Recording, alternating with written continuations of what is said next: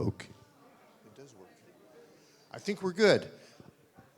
All right, for those who are deciding to stay and hang around and brave rush hour for this session, let's go ahead and get started.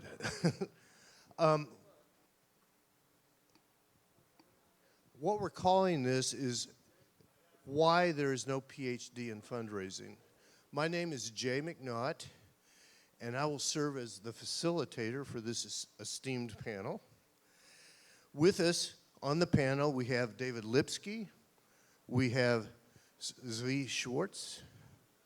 Did I say that right? You got it. Did I? All right. Yisrael Abisror and Josh Gottesman. So each of our panelists work in various areas of business for various organizations. And what we want to do is to leverage their expertise and their experience, because when it comes down to it, running a charitable campaign is a lot like running a business.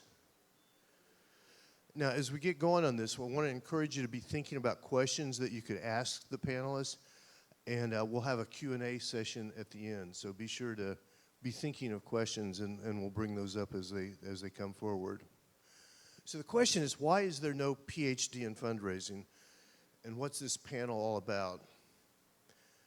You know, and it's interesting. I'll just share a quick story here. Last week I was telling someone that I was talking on this topic, the title, No PhD in Fundraising, and she said, well, there is a PhD in fundraising. And I go, there is? And it shocked me. She called it up on her phone. There's actually a PhD in philanthropy from Indiana University. And that caught me off guard. It's like, really? Because that's my alma mater. That's where I did my undergrad, and I didn't even know that they had a PhD in it. However, I don't think the focus of that program is actually fundraising campaigns. So I think it remains true that there is no known PhD in fundraising. So what we want to focus on in this session then is, since there's no PhD, what are the skills that are involved in fundraising? What are the things that equip a leader to be a good fundraiser, to actually manage a campaign or to lead a campaign? The reason I think that I was asked to do this, I see Kaya sitting there smiling, I've been working with charity for the last couple of years to develop and design a curriculum to train new campaign managers. And we actually call it the Charity Academy. I like that. And we've identified 4 major parts of the curriculum. I think they're up on the screen, right? They're step 1, key fundraising. Step 2, they call it the peer-to-peer. Step 3, messaging and marketing. And step 4, the campaign day and the technology associated with it. And interestingly, 3 of these steps focus on the physical aspects of fundraising, the head knowledge, and they are important.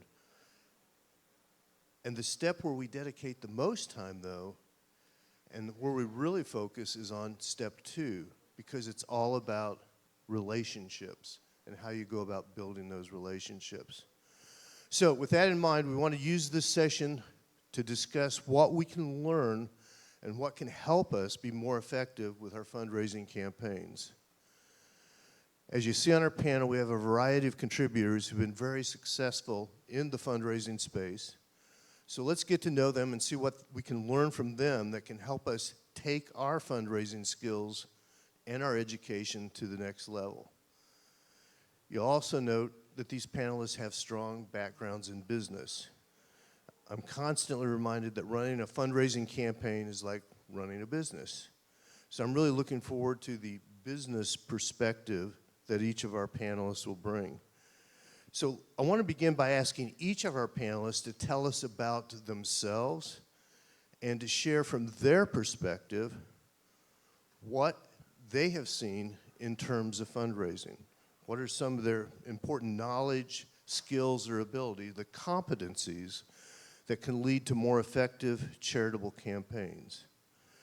If you were designing a PhD for fundraising, what are 1 or 2 skill areas where you would focus? So, First question for all panel members.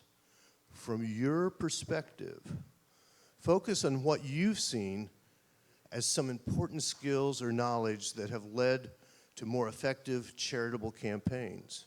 And if you were designing a PhD for fundraising, what are one or two skill areas where you would really focus? And we'll try to hold this to about 3 minutes for each person to respond. So let's begin with Dr. David Lipsky.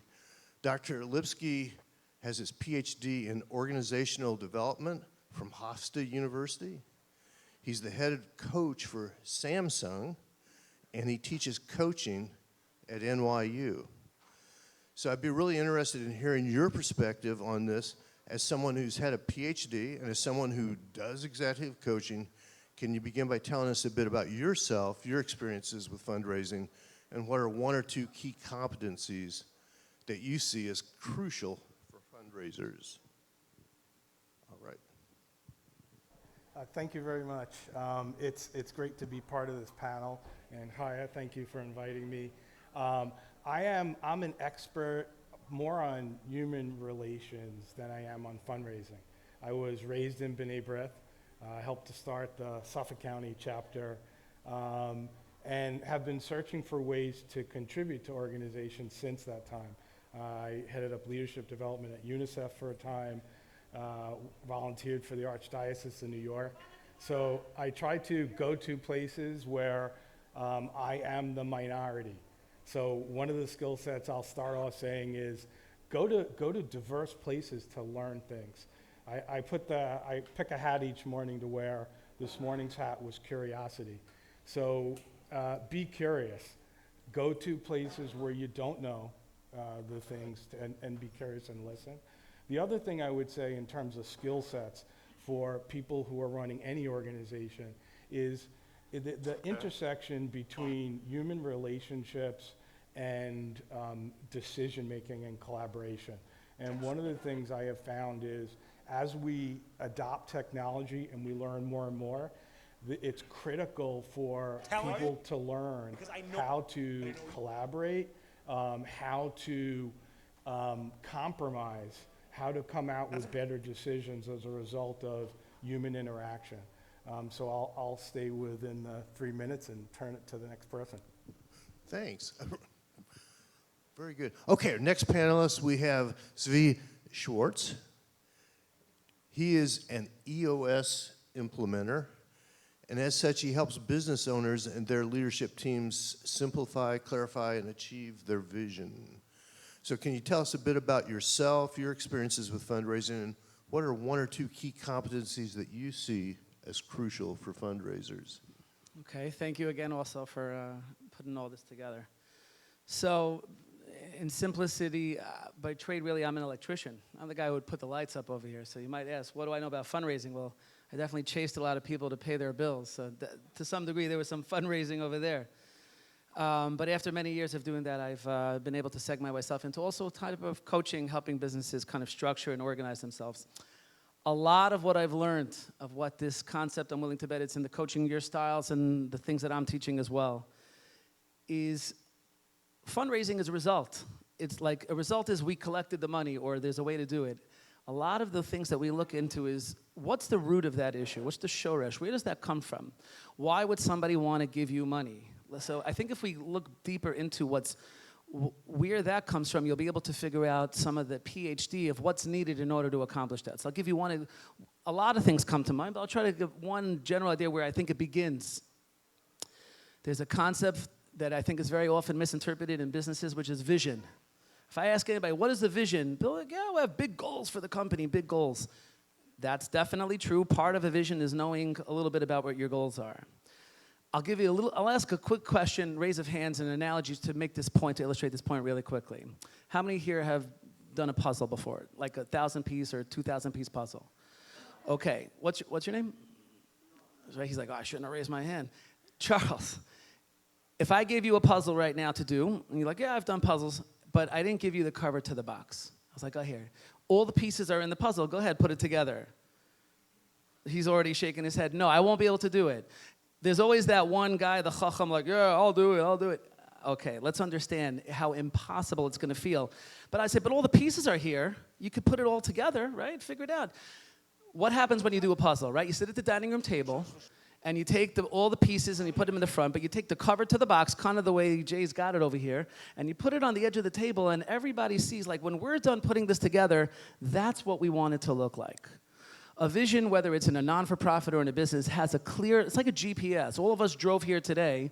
We entered a certain destination of, I want to end up there, and we all had a reason of why we wanted to end up there.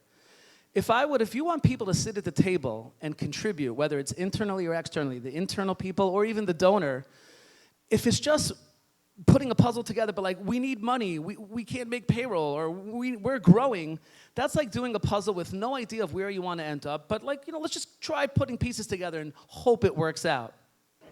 If you want people to join you in this mission and this vision, you have to have a clear understanding of this GPS. Where are you going? What does this organization want to be? How are we going to get there? When people create clarity and context of this is who we are, this is what differentiates us from that other organization, this is where we're going, and that's why we need you, a lot more people start to gain clarity of, oh, it's not just you can't make payroll, so you're raising money now, but it's you're trying to build something bigger. Then when you give people that level of clarity because they all see one cover, then they start to sit at the dining room table and saying, well, let's put the puzzle together. But if you don't have that, you'll be the only one sitting at that table. Nobody's going to want to join you because they don't understand what it is that you're trying to accomplish. So it starts off, I can go much longer, but I'm not going to take up the time, into a deeper vision of who are we, where are we going, how are we going to get there? And when you give them that, a lot more people will jump on the bus and say, well, I want to go there too. And now you're starting to open up that door. That's just the beginning. Love that. Vision casting. Oh, shoot. My computer just went dead. Speaking of which. Why can't do this? Give me a second. Oh, my gosh. I forgot I'm on bad. While he's pulling it up, I'll just add for something. When you're sitting at that table, there's another issue that comes up. Imagine if we were all sitting at the table, but there were 5 different covers with one puzzle. And I'm sure you've all seen it in all of your organizations, profitable or not. It's a lot harder to do one puzzle when everybody's looking at a different cover also. If the donor is looking at, I want the vision to look like this. I think your organization should look like this. And you are like, nah, I really think we should look like that. Let's all make sure we're also looking at the same puzzle. That's good. I appreciate that. All right, my computer's back running, and I'll keep moving it so that it doesn't go dead. Okay, our next panelist is Yisrael Abisror. How did I say it? Well said. Well said. Perfect. Yisrael is founder and CEO of Lincoln Square, which is a boutique company that focuses on business strategy and strategic planning. But he also serves as vice president of Daily Giving. The stated mission of Daily Giving is to enable every Jew to easily perform the deed of charity every single day and to disperse those funds to deserving Jewish nonprofit organizations around the world on a daily basis. I think it's just amazing. Yisrael, this has to give you great insight into our topic. Can you tell us a bit about yourself, your experiences with fundraising, and what are 1 or 2 key competencies that you see are crucial for fundraisers? Amazing. Thank you so much, Jane. Thank you to everyone here. I think we can all feel what today was all about, and can't wait till next year. I'm sure we're going to need definitely a bigger space. So I think when it comes to getting involved in fundraising, really anything involved in the nonprofit space and business as a whole, you have to have the passion and the patience to want to build relationships. A lot of what we do with donors and a lot of what we do with building successful teams that are going to be able to implement large-scale fundraising is really based off of how we can build relationships. I see that when I'm working with our individual clients and our relationships with them. I see that in the way that they work with their donors, with their team. And it has to be not that you're building the relationship because you have a desired outcome of this guy is going to give me X amount of money or I'm going to be able to grow within the company. You have to be almost obsessive with building healthy relationships because at the end of the day, the nonprofit space is a service-based industry. and donors have funds that they can give to so many different desired nonprofits, if they're going to choose you and they're going to choose your mission and they're going to choose your vision, you have to really be able to provide that clarity of what that relationship entails. They need to know that if they cut a check, the check is going to the right place. They need to know that they could trust the way that you spend the money. They need to feel confident and competent in what you do. So I think it's almost about being obsessed about and being passionate about building those types of relationships. And the fundraisers that we look at that are extremely successful, and I don't mean to insult half of the room here, but they're not necessarily the smartest, they're not necessarily the most talented, but they have a real obsession with building those types of relationships, and long-term, that's really what helps with the build-out of successful fundraising. So I think that's an incredibly important aspect. Really appreciate that. So it's relationships and then trust in those relationships. Yeah, you have to build fidelity. I mean, you go over to a donor and you make the proper solicitation and you do the right research and you ask them for the 6-figure or the 7-figure or hopefully larger gift.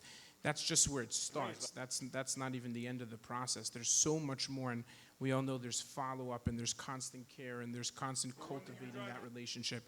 So really having that ability to do that means you have to be obsessed with the process. You have to be in love with building that. I think that's a core competency of great fundraisers. And the difference between those that raise some money and those that are incredibly successful is because they have that passion. They care about it a lot. Love it. Well, next in our panel, we have Josh Gottesman. Josh is the Chief Human Resources Officer, the CHRO, for Orthodox Union, or the OU. He has his MBA from Baruch College.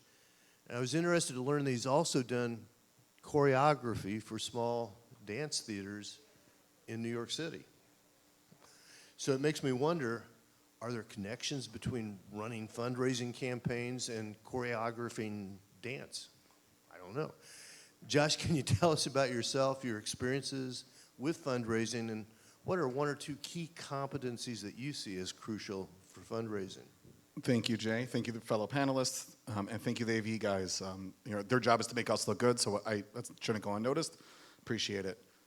It's always hard going last, right? It's like asking, if someone asks you to give a Dvar Torah at the Shalashodos of an Ufruf, right? Did someone steal it already?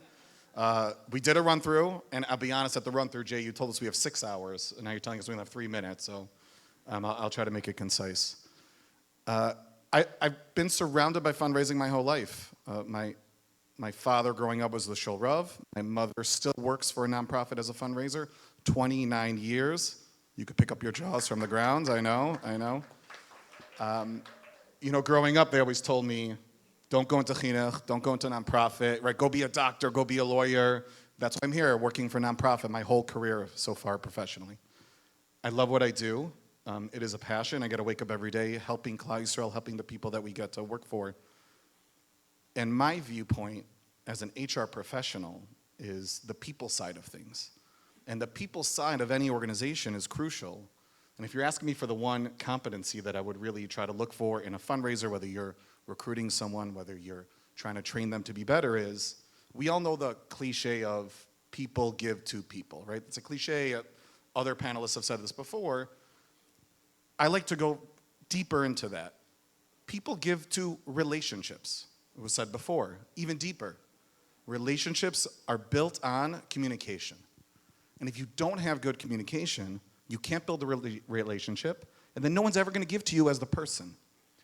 Communication skills are key, and there's so much. It's a whole wide range of knowledge, skills, abilities that we could train and teach and learn from when it comes to communication. I'll say some classic buzzwords because they're important you should know. Are you actively listening? Is your phone away? Is your laptop closed? Are you acknowledging what the other person says? Are you asking clarifying questions? Are you identifying the emotion? I'll take 30 seconds to teach everyone a trick that works every single time. You ready for this? You're in a conversation and someone's angry. It could be a donor, it could be a colleague, it could be a peer, it could be a board member. I understand you. It sounds like you're angry. Identify the emotion. You know what happens 100% of the time? They're going to correct you if you're wrong. I'm not angry, I'm frustrated. Oh, you're frustrated. I hear that.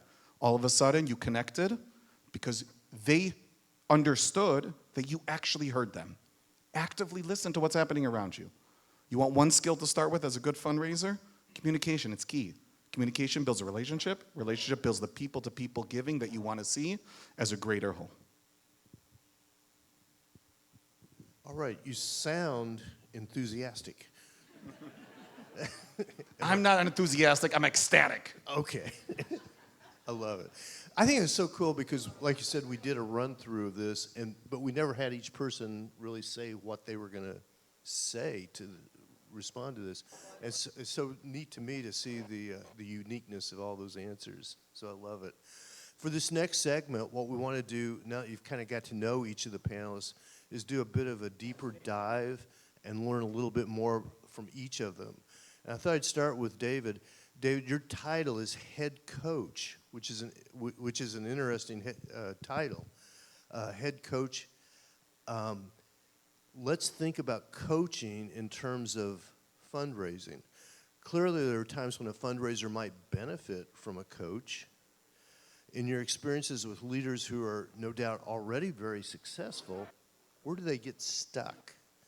What are some examples of times when they need coaching? And then can you kind of flip this and turn it to fundraising? We've seen some very successful fundraisers, and we have some right here in our audience. Where have you seen fundraisers get stuck, and what might indicate that they could benefit from coaching? Thank you very much. This is really good stuff because I'm teaching my coaching class at 6 p.m. and I'm just going to have the panel just keep going. If that's okay, we'll just turn the camera on. That'd be awesome. So I would start with where people get stuck. I think what Josh just said around active listening is when you have your next idea in your head and you stop listening, that's often where I work with a lot of senior executives. And my day job at Samsung is to onboard senior executives, is to coach senior executives, is to help them work better as teams. The head coach title actually just came from a little bit of my raised on sarcasm. I work with people's, trying to fix their heads in some ways. So what I would say is as you are having a conversation with somebody, just be aware of when you're filling in the sentence. Right? You call it finished files. Is when you are having a conversation with somebody and you already assume or know what somebody's going to say, we'll call that a finished file. You stop listening, and you're no longer curious, you're no longer open to being influenced. And as a fundraiser, as a person communicating with another human, that, in many ways ends the transaction, right? There's not many ways you can go from there if you're not in the conversation that the other person wants to be in. I'll leave it with one of the best advices I got from a mentor, which is, why does anybody want to hire you to coach? And he said, because they believe that you can help them with the nightmares that keep them up at night. And if they believe that you can help them, they will hire you as a coach or consultant. Wow, that's impactful. So we've got to hurry and get done before your class starts. I like that. Okay, I appreciate that. Okay, let's now focus on Tzvi. You're heavily involved with EOSs. How would you leverage the capabilities and functionality of an EOS with fundraising, or could you? What does it look like in crowdfunding? And in your experience, what can be done to get employees in an organization to take ownership and contribute to fundraising efforts in the organization? There's kind of two questions there, but. So I'll try to bring them all together and piggybacking on some of the things that these other panelists have said. Communication, obviously, being a key. There are people to be able to converse well. But let's all agree that when you're talking to somebody, if after a minute or two of, hey, how's the weather, and do I hear you hear me, you have to have some substance to talk about. So I've seen this because, again, I might be the one doing the fundraising, but I've been the recipient of the one who people have been asking of. And the question always begs the same question is I have a limited amount of funds. Why should I give it to you versus that guy? And the fundraiser, and even I would even say arguably the people internally, but let's still stick to that fundraising guy for a second, fundraising person, pardon, is do you know the answer to that? What does make us uniquely different than the other organization? They also have a good cause, and they're also helping kids, or they're also helping people, and having the clarity and understanding what makes us unique. So I'll give you as an example. I'm going to pull an example out of a famous company. There's a concept, but we teach this in EOS, is what are the 3 uniques that any organization needs to have? And people have to know how to answer. They have to obviously be true. Now, the problem is, very often, one organization is not necessarily as unique. They struggle to think, well, I don't know, what makes us really that unique? And the trick is for them to realize it's not necessarily that, like, this item or this item's unique. It's the combination of 3 different things that we do well that makes us uniquely different. I'll give you an example. One more time, a show of hands. How many of you are familiar with Southwest Airlines? For Southwest Airlines? So let's use them as the example for just a moment. They stress, what are their 3 uniques? Like, let's call it from, again, fundraising is they want me to go use them, so let's use that in context. They claim their 3 uniques are what they'll call the 3 LFs, Rosh Tevos, LF. Low fares, lots of flights, lots of fun. Now ask yourself for a question. Low fares, they're saying that that's what makes them unique. Does that really make them unique? I mean, Spirit Airlines also has low fares, so why are they claiming that's unique? They're lying. That's definitely something a fundraiser shouldn't do. Don't lie. Okay, lots of flights. Again, that's unique. American Airlines also has lots of flights. So again, are they lying? Then they say lots of fun. Well, for those of us who know, I've seen people send me enough WhatsApps. I'll agree on that side, they have a little bit more fun. Somebody sent me a WhatsApp recently of this woman doing her usual rigmarole about safety on the plane. And she's expressing that you're not allowed to smoke or vape on the plane. And then she goes on, now normal airline would stop there. She goes on to say, if you're flying on Southwest Airlines, right, because there's a fine of $2,500, she's like, well, if you're flying this airline, you don't have $2,500. If you were, you'd be flying Delta or JetBlue.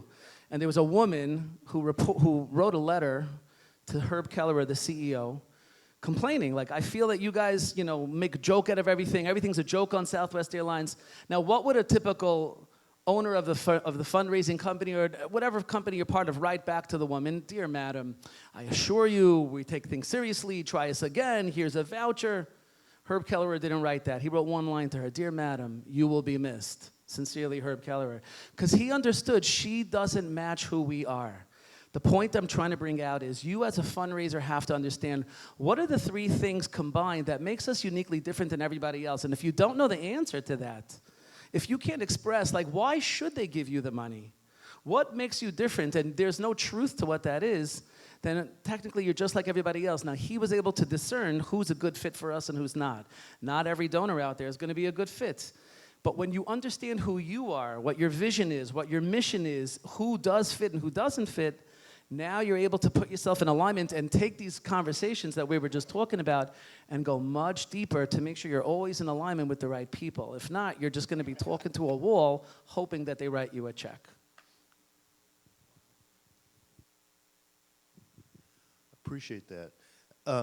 It's interesting, as you were talking about that, I flew Southwest on Friday, and then That was you. I flew Delta yesterday. So, and I see the contrast too. But that's exactly the point. Right. Not every donor is meant for this one, and not every passenger is meant for that one. If you don't know who you really are or where you're going or why, you're going to have a really hard time connecting to people, even if you have a very good at having a conversation. There has to be depth. There has to be teichen to the conversation. And if it's not real, they're going to see right through you, and you're going to waste your time. I love that. And we did have a lot more fun on the Southwest No side. doubt you did. Well, let's switch now to Josh. As the head of human resources, there you are. You're no doubt focused on people who make up the organization. You already mentioned that. So I'd like to kind of repeat the question. In your experience, what can be done to get an employee in an organization to take ownership and contribute to the fundraising effort of the organization? This is probably a question that my guess is most of you are asking yourselves in your organization. It's a raw question. It probably kept you up late, maybe some of those nightmares of how come my employees are not doing more, of how you feel that way. It's a question that comes up at the OU. Just some quick numbers, not many people realize how large we are. 1,100 people in America, 3,500 people worldwide. We ran a conference, and that was about 18 months ago, for all of our fundraisers. If you had any fundraising responsibility, it was over 60 people from across the world who do fundraising. We get this question a lot. A lot of the question stems from, what about our administrative assistants? What about our logistics coordinators? Can't we do an employee giving campaign? Let me share with you the people side of it, right? What your employees feel, because it'll help you as leaders. Employees already feel like they give towards your mission and your vision and your organization. When the employee is up at late at night answering emails, calling donors, getting Excel lists, they're already giving. They're already making an effort to make it successful. A lot of times, not every time, but I've seen it, you have a successful event, a successful charity campaign, you hit your goal, who gets all the credit? The people at the top. What about all the volunteers that you asked for, who come to your events to make phone calls? They're already giving a lot. The true power in your employees is that they're supposed to be, when done correctly, when treated correctly, when you make them a part of it, they're your champions. They're your ambassadors. They're sitting at the Shabbos table, they have guests over, and they're talking about the incredible work that they're doing. They could bring in money. Let them bring in money the smart way. Let them be that ambassador. Let them be that champion. Don't go ask them for the $18. Don't. Not even getting into compensation and salaries and how nonprofit pays. Not doing that. It's not what today's about. Make them your champion. Say, I don't want your $18. I want your 18 minutes at Kiddush on Shabbos morning and go ask 5 people. Do it. Get them involved that way. You will see your exponential factor of gaining that traction, of gaining that momentum, of employees being true champions and true ambassadors is very real and very powerful. I work for nonprofits because I love what I do. I want to wake up every single day and say I'm making an impact, even if that means I'm spending 7 hours in Excel. I'm an Excel nerd. It's not a good example. I give the advanced Excel training at the OU, but it's real. So fundraising is not just about dollars, even though we all know dollars pays the bills. I get it. I get it. Fundraising campaigns, fundraising events are about manpower, about people, what they are giving, about the late nights, about missing simchas, about missing chumash plays because you have a big event coming up. Appreciate that. Turn them into champions. Turn them into ambassadors. Forget the $36 that you would ask them normally for. Invite them to go ask $18, right, from 5 of their friends. They'll do it. I really like that. I want to ask a follow-up question to that, if you don't mind. It's not in the script. We can't do that. No, Okay. actually, it kind of is. So, knowing that I work with an organization that does fundraising, and knowing that I need employees who are going to be willing to do that, when you're hiring, who do you look for? When you hire for a development team, are there specific skills or experiences that you're looking for? As there's no PhD in fundraising, you can't ask them to put that on the resume, right? We're always looking for people who know how to collaborate, communicate, connect. Who are those people that could be team players? Who are those people that if you have 100, let's say you have 100 people to call, and 10 people in the office, everyone gets 10 names. Someone finished their list in 5 minutes. Are they coming to you and saying, I finished my list. I still have 5 more minutes. Give me some more names to call. That's what you're looking for. Because why? At the end of the day, when it becomes crisis mode, when it becomes urgency, when it becomes that the vendor canceled last minute and your event is in 2 days, who is that person that's going to step up and really want to be a part of that team? Because they understand that, end of the day, what they're trying to accomplish. I think that's key. You don't always need to hire someone who's had fundraising experience before. You could start them as an entry level. That's okay. Give them exposure. Let them learn through osmosis. Let them just come with you and ask. That's so crucial and key.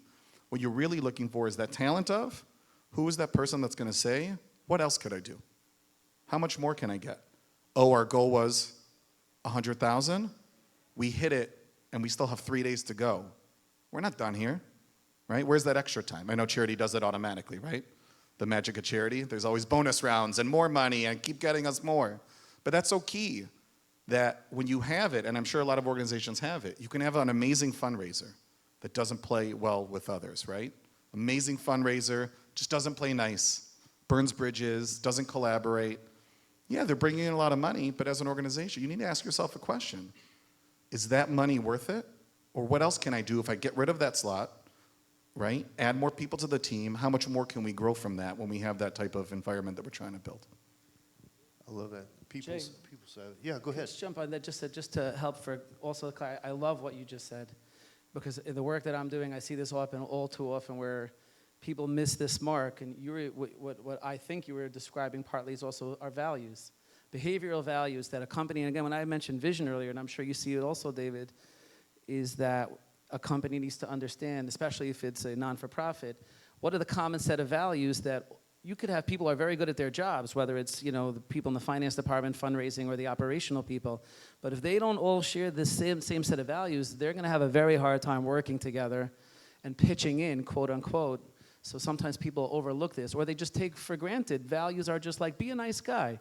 I love how you specify the very specific values that you're looking for, which I'm sure you have a great system of how to vet those people and not bring on the wrong people, so therefore you have a common set of people who share these values and then are able to kind of contribute that way naturally instead of just being forced to do it because it's their job. So that was a great point. Good, yeah, good follow-up. Okay, let me move on to Israel. We mentioned previously that you serve as the vice president of Daily Giving. Now, this organization's mission is to help Jewish people to easily perform the deed of charitable giving every single day. So are there any important lessons from daily giving that apply to equipping fundraisers to be more effective in their roles? It's a stretch, but... Yeah, 100%. First of all, I didn't know that me and Reb Josh have a similar background. I also grew up with fundraising, and my parents weren't in nonprofits, but they were very hard to get money out of, so we have that crossover. One thing that we see that's interesting, and really daily giving is, I always say this to the president, Dr. Donat, that one day we're just going to hopefully take, you know, maybe a few weeks and just make a case study about what happened. I think there's like, I've narrowed it down to basically 4 things of why I think daily giving scaled as fast as it was. Number one, they hired a great consultant, but besides for that, I think there's a lot there. But when you're building out a certain culture within the organization, and again, this is the same for companies as well, within the organization and the culture that you're kind of projecting to your donors or to your community, to the people you service or the people that contribute to you, it's critical that you hone in on what that culture should be. I think that if you would take the average business person that's incredibly, you know, profit-oriented, and you would sit them down and say something like, you know, what's more important, having a company that has great company culture or making an extra, you know, $100 to $1 million a year, depending on the scale of the company. I think it's hard to find people that genuinely will say, you know what, I'd rather have a great company culture. And one thing that we struggle with a lot in the nonprofit space is manpower, right? I'm sure there's a lot of poaching going on today. Just don't touch my team, but you could take anybody else in the room. But what we see is that the nonprofit space, and there's something interesting that came about through daily giving, is that there was this kind of culture that was built around being a donor. Like, everybody's gift is the same value. So if we had a room filled with VIPs, everybody would be a VIP. And everybody's contributing not only just the same amount, but they also feel like they're a part of this large, you know, over-the-top impact. And they feel like they're a part of, you know, 18,000 plus people a day. So the culture, naturally, because of what the product was kind of just being built out organically. And then obviously when we figured it out, we doubled down on it. I think it's like a real clear lesson that when you're portraying culture, and then also internally when you're having a certain type of company culture, it really yields better systems, the way that people play within the field. It's just so much more effective. And I think it's not a lack of talent that we have in the nonprofit world. I don't think it's, I mean, again, obviously, Josh could speak to that on a much larger level. It's not necessarily the lack of talent, but it's that we're not honing in on finding people that fit within the position and making sure that we're building kind of these healthy ecosystems where people can thrive and continue to grow. And my experience, and it sounds like Tzvi's as well, and I'm sure that this is the same thing at large companies like Samsung, if we start to imagine building those types of enterprises where people walk into work, I said this, we put a vision plan together at Daily Giving, and vision statement, I should say, and we put together kind of the things. It wasn't our core mission statement. It was really focused on our vision statement. We spoke about all the things we wanted to achieve. And I stopped and I said, you know what? What about the things we want to achieve internally? Forget about the fact that our goal is to give out 100K a day within the next 3 years and that we want to scale and we're opening up, please God, very soon in Canada and Israel. What about just who we want to be? And we put that in our vision statement, and it's not on the website. You can't find it. Exclusive at .org. You'll be able to hear it here. But one of our vision statements is that we want every employee that walks into the company to walk out better equipped for the career that they're going to be continuing to pursue. That the culture breeds a sense of growth, a sense of fulfillment, and that we're not just a stop, kind of on the path to where individuals are going, but rather we were a critical point and we help move them forward. If we do that, we build those types of cultures, we'll have great teams, and we'll have incredibly successful fundraising. Donors get it. They pick up on that. They know when there's something going on that's an issue with the culture within an organization. So, yeah. I really appreciate that. I think, from someone who's been in both non-for-profit and for-profit, I've worked for both, I think that sometimes the for-profit companies could benefit from that approach too, where you're hiring people that are a cultural fit as well as a skill fit. It's so crucial. Yeah, I think just on that note, a lot of the times I feel like people don't know the difference between making a hire to fill a position versus to build a team. There are positions within your company that you're just going to pick someone up because, look, we need someone at the front desk. It's a low-level job. Ideally, we have someone with great culture. Anybody could do it. Unfortunately, because of the need, and especially within fundraising, people will hire people that are not good for culture when there are positions that should really be dated as opposed to getting eloped as quickly as possible and just moving to those types of positions. So I think that's a core issue. I really like that. Can I just share a quick, it's a story everyone should know. It's an old story, it's not my story. In terms of culture, and even what you just said, if you didn't know this, if you ever met the janitor, custodian who worked in NASA, you asked him what he did, he'd tell you, I put people on the moon. He cleaned the floors. He took out the garbage, but the way he was incorporated into the culture of NASA is, we as rocket scientists can't get people up there if our garbages are not taken out and our floor's not clean. So you have every part in building what we're building, as we all do, even though we have the degrees and the PhDs, which we know we don't have in fundraising. But that's an important lesson of when you're building that culture, how are you making your whole team feel? Are they all a part about putting someone on the moon or not?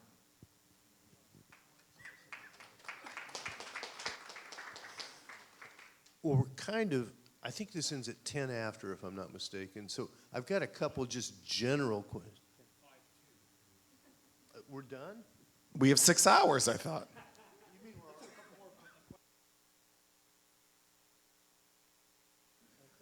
Are you sure? I don't have that written down that way. Yeah, we're just getting started. Well, let's do this. We'll take 3 minutes. Would that be good? And any audience questions, instead of me throwing out more questions, we've got some great thinkers up here, and I would love it if anyone has a question you'd like to ask any one of the panel members.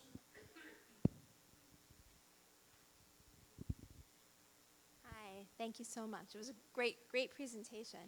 My question is this: a lot of you spoke, I think, very correctly about authenticity and building authentic relationships. But here's my question. When you fundraise and you work in the same community, where you actually have real friends, right? So you have your friends, and then you have all your relationships. You're also building relationships that have a fundraising piece to them with your friends. So how do you navigate relationship building that's exclusive to with your fundraising hat, but when you're also, having to combine it with being a real friend? Like, when you ask your friends for money, or your acquaintances, or the people who block, I'm sure a lot of us are doing that because we're living and working amongst the same people. Any tips for that? Wow. That's a good one. I have one role clarity question.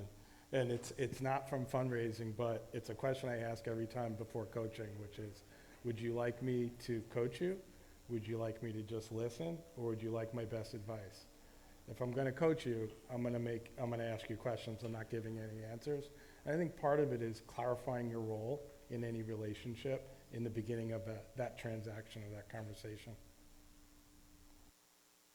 Anyone else? Yeah. Yeah, I mean, as a side note, it really depends on if the organization that you work for is servicing that community that you work in as well. But I don't think there is any separation of church and state. I think if you're a fundraiser, there's a reason that people don't answer my text messages unless they're sending me charity campaigns. Then they wonder why I'm not responding.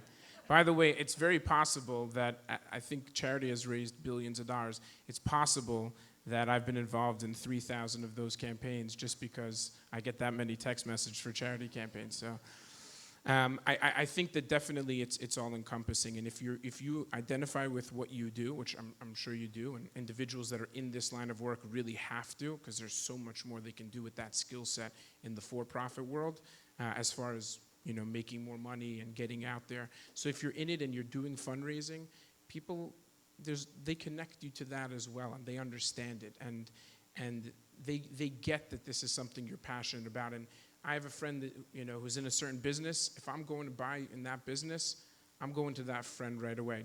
I know we only have a second. Anecdotally, I get a ton of solicitations for getting solar panels on my roof. And I've come up with a system to be able to avoid this right when I open the door. I just look them dead in the eyes and say, "Are you selling solar?"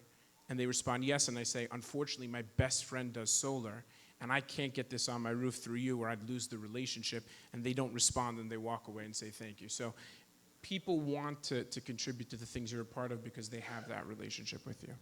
Lastly, target audience is also understanding, like, everybody that's here today came here because they're associated with the non-for-profit or .org. It's not a different, same thing also when it comes to friends. Not every friend is meant to be able to give. And I know we'll take money from anybody, but understanding who is a good fit for why you would ask them, can my sister sleep by your house for a Sheva Bracha? Certain people you would ask, certain people you would, because you know how to associate and match the right people. So you don't have to paint yourself into a corner and try to say everybody has to do it. But I think if you understand what that target audience is and who they fit with, it'll be a lot easier to have that conversation. Can I just add one thing? It's really quick. This is advice for every fundraiser in the room. Don't let your relationship be affected when they don't give you. It's so key. My mother's a fundraiser for a nonprofit. I work for a different nonprofit, okay? I don't always give to my mom. Don't tell her that, please. But, right, as a fundraiser, you also can internalize it and get offended if a friend is not giving. Maybe there's more important things right now that they're giving to, right? It's not that they don't like you, it's not that they don't care about you, but that's so key. You as a fundraiser always need to remember that. Thank you. Thank you, Jay. Thank you, Yisrael. Thank you, Josh. Thank you, David. And thank you, Tzvi. God bless you all very, very much.